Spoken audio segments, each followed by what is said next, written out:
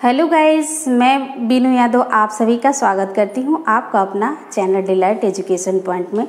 मैं आप लोगों के सामने फिर एक नया टॉपिक लेकर हाजिर हूं। हमने संधि पढ़ाया था, उसमें बताया था 3 पॉइंट है। स्वर संधि और व्यंजन संधि का वीडियो हमने बना दिया है, यूट्यूब पे डाल दिया है। जो लोग देखना चाहते हैं वो प्ले लिस्ट में जाकर देख सकते हैं। अब आज बनेगा विसर्ग संधि की वीडियो, उसको हम समझाएंगे बहुत ही विस्तार से। तो आप लोग ध्यान से देखिए और हमारे वीडियो को यदि आप लोग को अच्छा लगे तो ज़्यादा से ज़्यादा शेयर करिए। और चलिए आज हम बताएंगे विसर्ग के बारे में, तो आप लोग इस वीडियो को स्किप मत करिएगा, ध्यान से देखिएगा। और चलिए स्टार्ट करते हैं फिर विसर्ग संधि। जान लेते हैं विसर्ग संधि क्या है।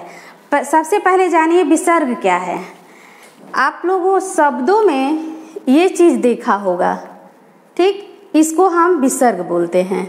जैसे क्या, देखिए लिखाता है ये प्रातः काल, ठीक, ऐसे होता है।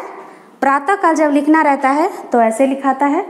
ये जो 2 बिंदी है इसी को हम विसर्ग संधि कहते हैं।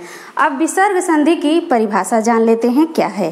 देखिए, विसर्ग के साथ या विसर्ग के बाद स्वर या व्यंजन हो, स्वर या व्यंजन हो या उसके मेल से जो विकार उत्पन्न होता है उसे हम विसर्ग संधि कहते हैं।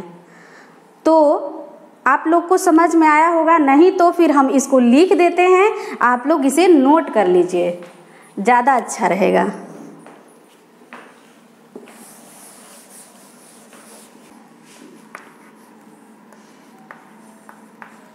विसर्ग के साथ, विसर्ग के साथ स्वर या व्यंजन के मेल से जो विकार उत्पन्न होता है उसे विसर्ग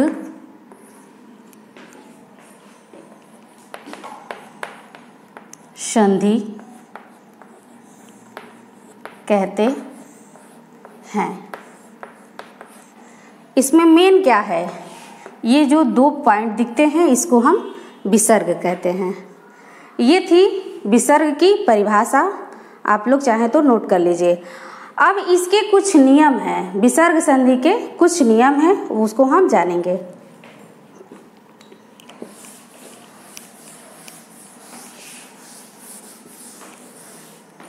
देखिए, विसर्ग संधि के पहला नियम ये है, विसर्ग के बाद जैसे च छ, च छ, ट ठ, त थ। विसर्ग के बाद जब ये व्यंजन आते हैं तो यदि च छ हो तो ये सलजम वाला स बनता है, ट ठ हो तो षटकोण वाला, त थ हो तो शपेरा वाला। तो ये है पहला नियम। च छ के यदि व्यंजन विसर्ग के साथ च छ हो व्यंजन तो ये श लगेगा सलजम वाला, ट ठ हो तो षटकोण वाला, त थ हो तो सपेरा वाला। ये है विसर्ग संधि का पहला नियम। कुछ हम शब्द जान लेते हैं, जैसे ये नी, ये विसर्ग है, धन चय, ठीक।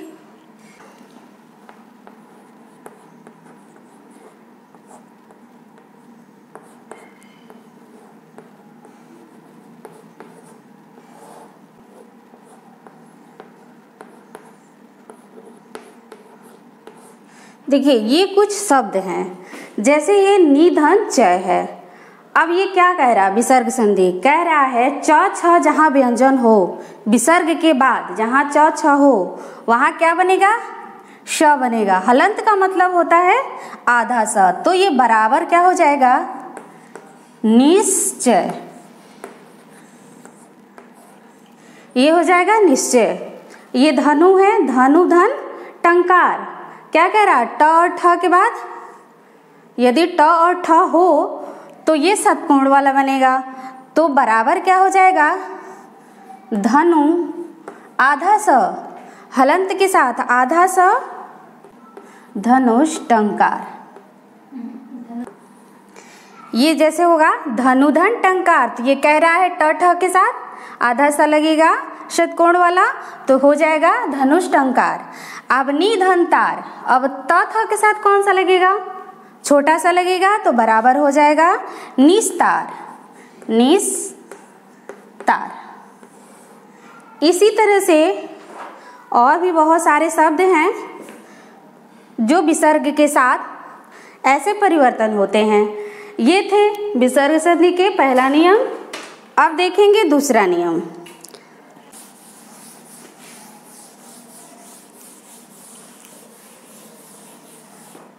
दूसरा नियम क्या है, विसर्ग के पहले नीकार ओकार तथा विसर्ग के बाद क ख प फ व्यंजन हो तो वहाँ पे षटकोण वाला स बनेगा। इसको लिख कर देखिए, ज़्यादा बेटर रहेगा। यदि विसर्ग के पहले ईकार या ऊकार हो तथा क ख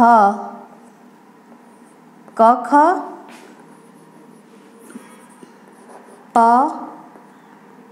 फ वर्ड हो तो क्या बन जाएगा, श बन जाएगा, श बन जाता है, श बन जाता है। कुछ जैसे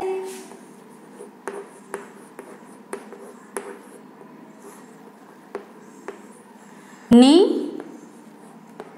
विसर्ग है, धन कपट, निधन कपट। अब ये विसर्ग से पहले क्या है, वो कह रहा है विसर्ग से पहले इकार या उकार हो तो क्या बन जाएगा, श बन जाएगा, आपका विसर्ग स बन जाएगा। ये जो विसर्ग है आपका बराबर क्या हो जाएगा, निस कपट।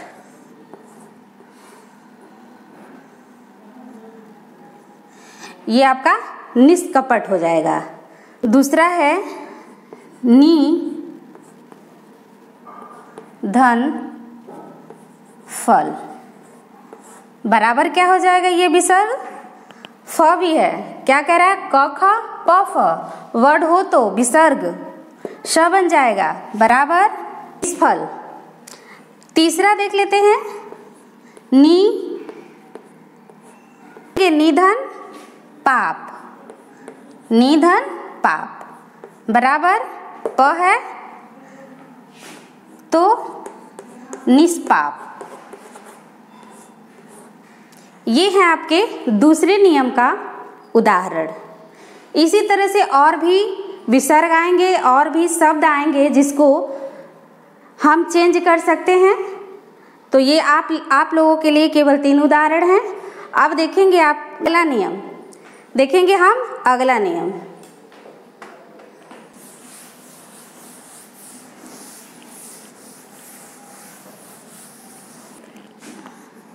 यदि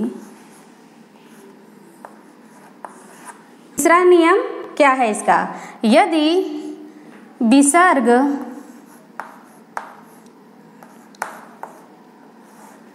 से पहले अ तथा जुड़ने वाला शब्द क ख प फ हो तो क ख प फ हो तो विसर्ग यथावत रहता है, यथावत रहता है। जैसे यथावत रहता है, जैसे प्रातः, प्रातः, धन, काल। फिर पय, धन, पान। अब ये क्या कह रहा है? क ख प फ हो तो यथावत, विसर्ग यथावत रहेगा, यानी कि बदलेगा नहीं, इसमें कोई परिवर्तन नहीं होगा। तो बराबर करके हम क्या लिख देंगे? प्रातः काल।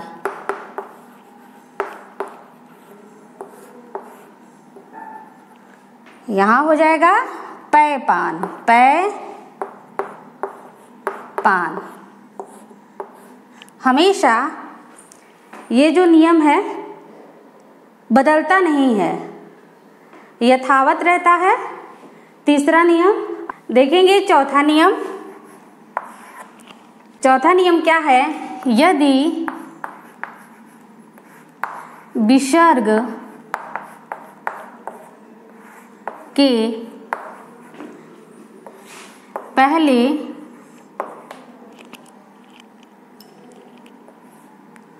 अ वर्ड हो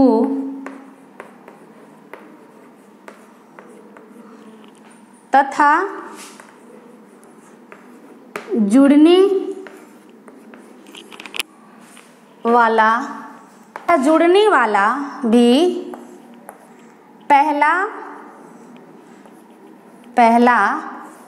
वर्ड अ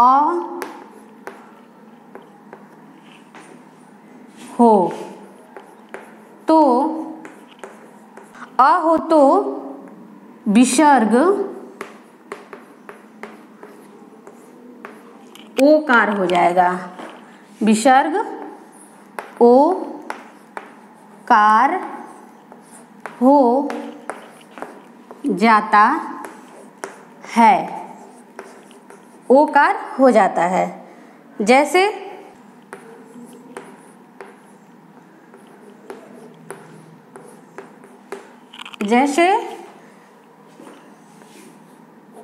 प्रथम धन अध्याय, यशधन अभिलाषी।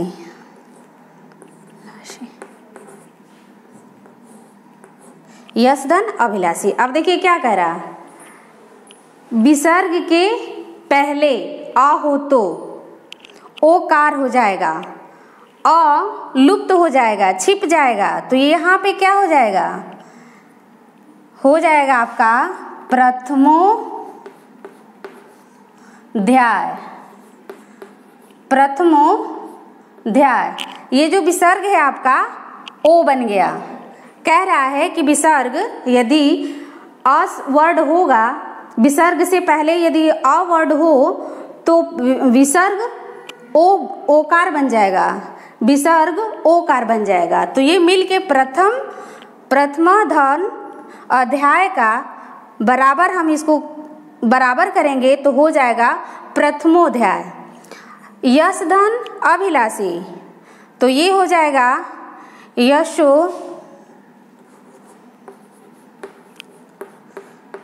यशोभिलाषी,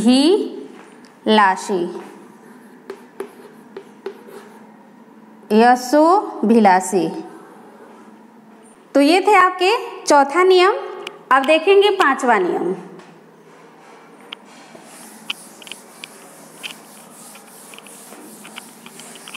बस एक है ना, दो है।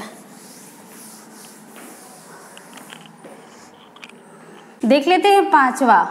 क्या है पांचवा नियम? यदि विसर्ग का पहला वर्ड अ हो तो जुड़ने वाला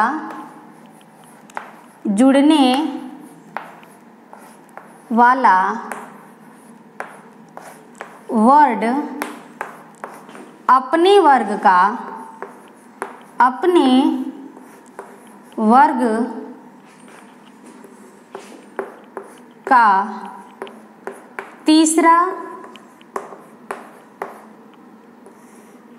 तीसरा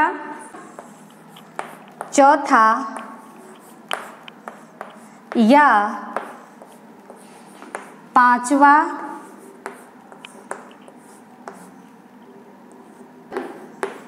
या य र ल व और ह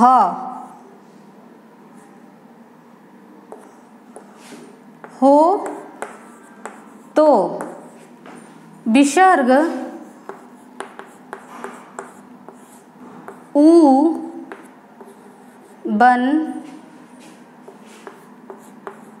जाता है, ऊ बन जाता है तथा ऊ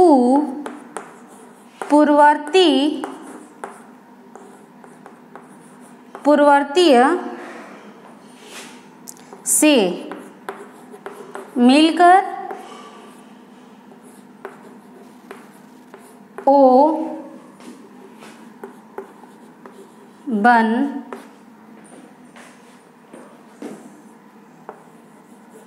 जाता है, ऊ बन जाता है तथा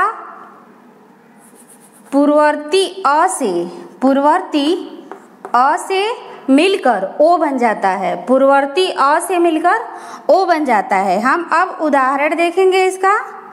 जैसे इसको हम हटा रहे हैं, फिर उदाहरण बता रहे हैं आपको।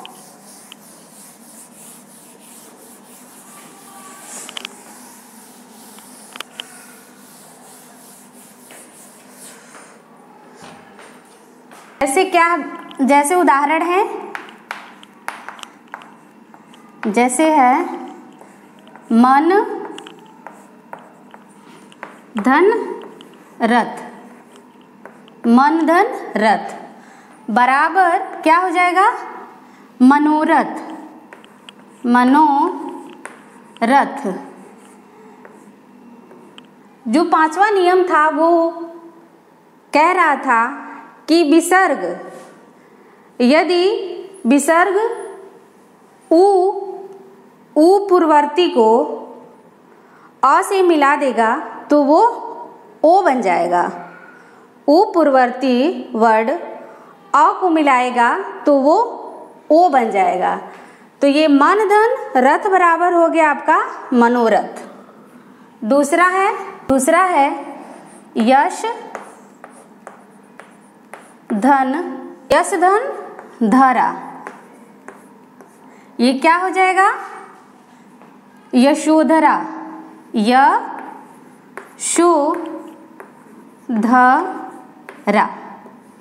ये बन जाएगा यशोधरा। तीसरा है यश धन दा, बराबर क्या हो जाएगा?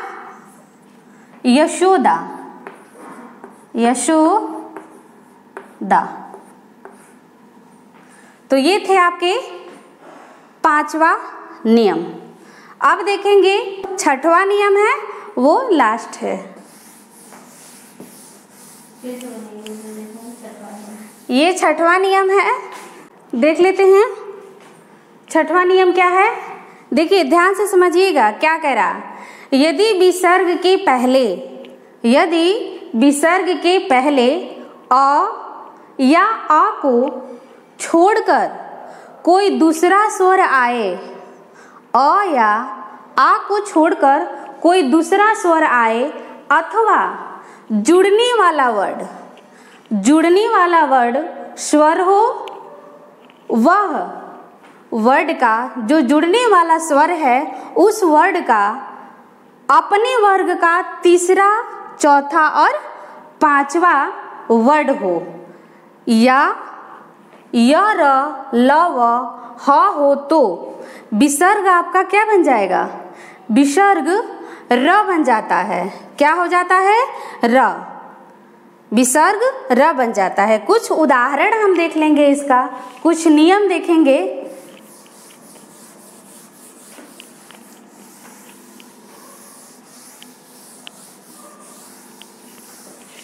जैसे है नी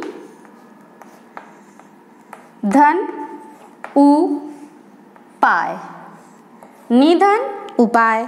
फिर हो गया दो धन आत्मा। फिर हो गया नी धन गुण। अब देखिए ये नियम कह रहा है, इसमें ये आपका हो जाएगा नीरू पाय, नीरू पाय। दूसरा होगा आपका हो जाएगा दू रात्मा, दू रात्मा। तीसरा हो जाएगा आपका निर्गुण, निर्गुण। तो ये थे आपके विसर्ग संधि के कुछ नियम। हमें उम्मीद है कि आप लोग समझ गए होंगे विसर्ग संधि। हमने संधि के बारे में तीनों चीज आप लोगों को बता दिया, स्वर संधि, व्यंजन संधि और विसर्ग संधि। तो आप लोग हमारे वीडियो को देखते रहिए, ज़्यादा से ज़्यादा शेयर करते रहिए। यदि आप नए हो तो सब्सक्राइब कर दीजिए। आप लोग कोशिश करिएगा कि लाइव क्लास अटेंड करें, जिससे आप लोगों की नॉलेज बढ़ेंगी। और लोगों से बताइएगा भी कि इस डिलाइट एजुकेशन पॉइंट चैनल पे लाइव क्लास चलने वाला है। तो आप लोग ज़्यादा से ज़्यादा लोगों को बताइए, खुद जुड़िए, दूसरों अपने दोस्तों मित्रों को जुड़वाइए, इससे आप लोगों की नॉलेज बढ़ेगी। तो चलिए, उम्मीद करती हूँ कि हमारा जो चैप्टर था आप लोगों को बहुत अच्छे से समझ में आया होगा। तो फ्रेंड्स, आप लोग हमारे वीडियो को देखते रहिए, लाइक करते रहिए, शेयर करते रहिए। नए हैं तो सब्सक्राइब करिए।